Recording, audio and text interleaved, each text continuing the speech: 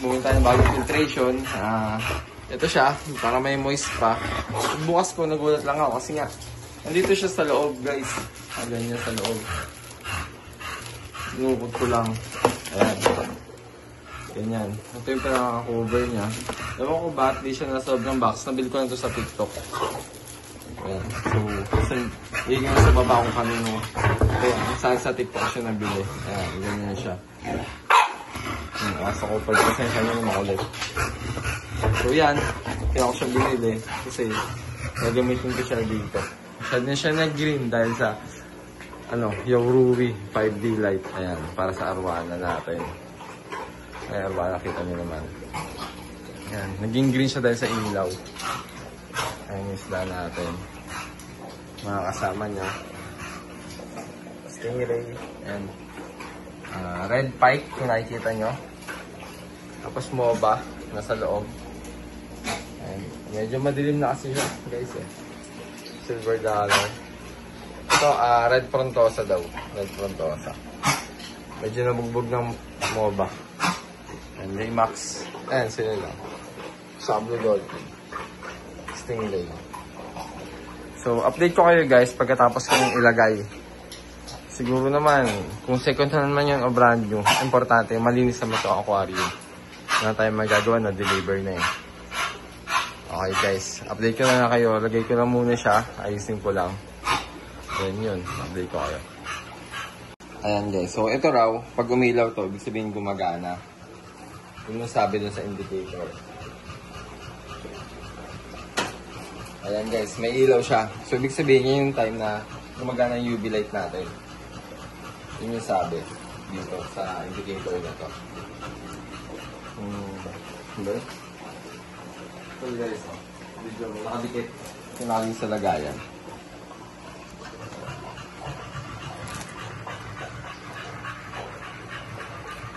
Ayan yung buo niya. So try mo i-close up. Ayan, i-close up. Yung taas. Baba. Tapos, yan. Ito yung nakuha ko sa loob. Yung tsura ng manual. So, ganyan lang. Ayan. So, ito.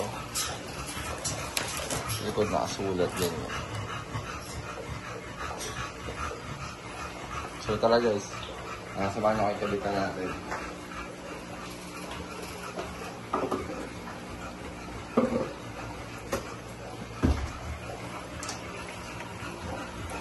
Kung sabi, hanggang dito doon yung tubig, dapat doon nakalabas to. Kung sabi.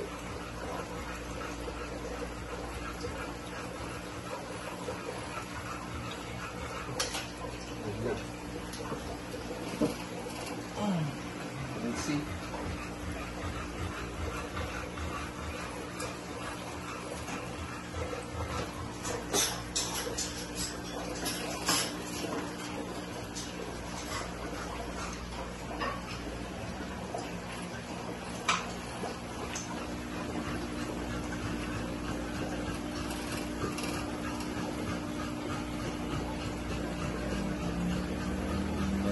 Ito, hindi na nalili. Labas. Tapos, ayan. Try natin saksak, guys.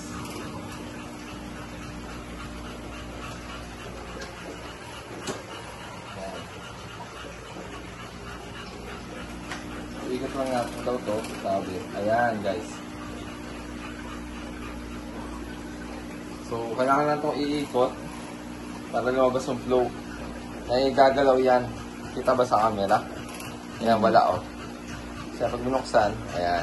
May flow siya guys. May current sa taas. Ayan. So may ilaw din siya sa baba. Hindi na masyado halata dito. Naka-side view kasi. Pero yun nga, may ilaw siya. So yan guys, update ko kayo after few days. Kung ano magiging result. Kasabay. Ayan guys, sorry na putol yung video kanina, nagkamali ako ng pindot. So ito yung wave maker natin. So ayan, may ilaw yan para makita natin, papatay ko yung ilaw ko guys ha, paano makita nyo. Ayan. So as you can see guys, kita-kita naman siya sa camera. Ayan siya guys. Medyo, ayan, may ilaw siya guys. Ayan o. Ayan yun. Ayan. May ilaw siya. So yun, medyo kasi pag side view tsaka green hindi halata. Okay guys, bubuksan ko na yung ilaw ulit. Ayan, volume. Kita pa ba? Halata pa ba siya? Medyo nawala na, no? Hindi halata na pag may ilaw. So yan, gumagana na. So check na lang natin guys kung effective siya, kung magiging clear yung water natin. Medyo green na kasi siya eh. Ayun na. Green na yan sa malayo. Lalo na pagpatay yung ilaw. Ayan. Medyo cloudy.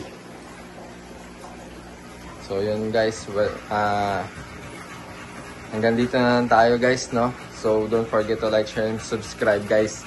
Maraming salamat sa panonood nyo. Sana may natutunan kayo. God bless.